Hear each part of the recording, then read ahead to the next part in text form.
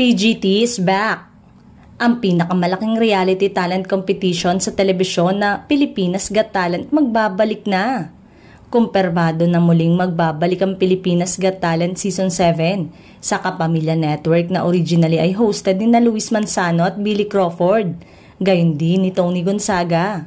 Sa Season 6, ang nagsilbing hurado ay sina Vice Ganda, dating ABS-CBN President Freddy Garcia o FMG, Angel Locsin at si Senator Robin Padilla. Ayon sa mga kumakalat na chika, ang magiging line-up daw ng mga hurado sa Season 7 ay sina It's Showtime host Vice Ganda at Ann Curtis, King of Hearts Daniel Padilla. Ang nagbabalik kapamilya na si Maha Salvador ay maugong na makakasama rin sa line-up. Excited na ang kapamilya fans na muling mapanood ang PGT at syempre, kakaiba rin ang pagsasama-sama ng mga bagong line-up ng hurado.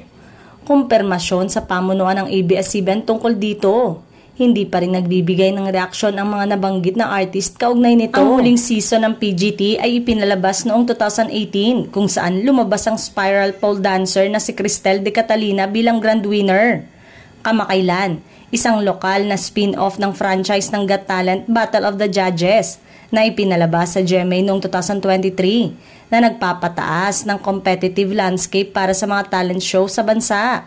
Habang naghahanda ang PGT para sa ikapitang season nito, marami ang sabik na makita kung anong bagong talento ang lilitaw at kung sino ang gagabay at uhusga sa kanilang mga performance. Makakakita ba tayo ng fresh faces sa panel o babalik muli ang mga dating stars?